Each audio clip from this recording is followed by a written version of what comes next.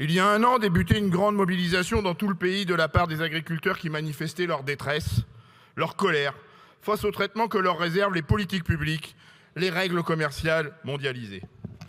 Alors, quand vous avez annoncé une loi d'orientation agricole pour le renouvellement des générations et la souveraineté alimentaire, je dois vous le concéder, j'ai quand même un peu espéré. J'ai espéré que cesse l'hémorragie ayant fait disparaître près de 50% des agriculteurs depuis 2000. J'ai espéré qu'on réalise que le modèle actuel, voulant coûte que coûte exporter, nous a finalement conduit à doubler nos importations alimentaires. J'ai espéré qu'on s'attaque à l'accaparement du foncier, bloquant le renouvellement des générations, préférant la concentration de structures, devenant finalement intransmissibles. J'ai espéré aussi que nous fassions enfin tous référence à la même définition de la souveraineté alimentaire, celle retenue par l'ONU et la FAO, afin de prendre conscience que ce qui la menace réellement, c'est le dérèglement climatique, c'est l'effondrement de la biodiversité. Vous ne faites qu'en parler, vous n'avez pas un échantillon sur vous, aurait dit Coluche. Je me disais naïvement qu'on allait protéger les agriculteurs des accords de libre-échange, construire un revenu des agriculteurs en les rémunérant pour qu'ils prennent soin de notre santé, du climat, de la biodiversité, des ressources vitales comme l'eau que nous buvons tous les jours et l'air que nous respirons chaque instant. Développer la filière bio, seule capable de tous et toutes nous nourrir sainement et d'être au rendez-vous de l'histoire sur ces enjeux stratégiques. Déployer des politiques publiques nécessaires pour atteindre ces objectifs. Et, surprise, il n'en est rien. Vous avez désigné l'environnement comme ennemi public numéro 1 de l'agriculture.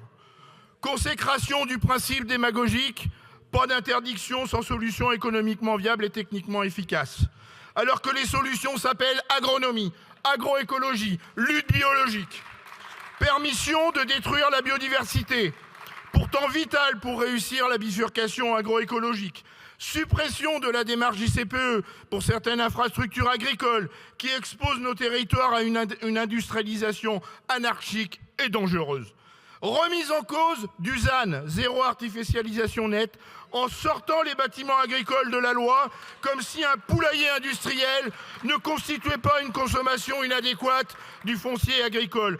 Contestation de la loi littorale, pouvant menacer l'avenir d'activités primaires en mer, comme la pêche, la conchyliculture. Facilitation de la création de méga-bassines qui confisquent l'eau pour une agriculture intensive au mépris de son partage équitable entre les agriculteurs et des différents usages de l'eau tels que hiérarchisés dans le Code de l'environnement. Inversion du principe de non-régression, hypothéquant l'espoir de préserver la fertilité des sols. Que de folie! Mais qu'allez donc vous dire aux agriculteurs quand ils se rendront compte que ce texte ne change absolument rien à leurs problèmes? Qu'allez-vous dire aux agriculteurs atteints de cancer reconnus maladie professionnelle?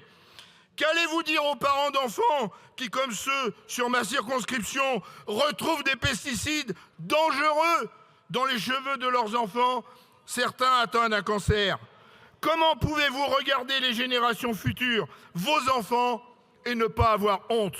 Alors j'ai honte pour vous. J'ai honte de ce texte. J'ai honte de ce texte parce qu'il condamne aujourd'hui et demain. Vos délires libéraux qui font la pluie et le beau temps de l'agriculture depuis au moins 35 ans nous a amenés dans cette misère. Vous persistez et signez et confirmez que ce n'est décidément pas avec ceux à l'origine du problème que nous pouvons trouver les solutions. Et vous accélérez la chute.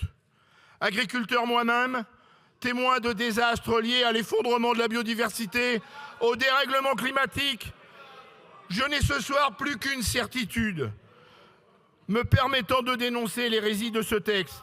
C'est que pour la souveraineté alimentaire, les agriculteurs, nos enfants, l'écologie plus tard, c'est l'écologie trop tard. Nous voterons donc contre ce texte et contre ce contresens historique. Merci.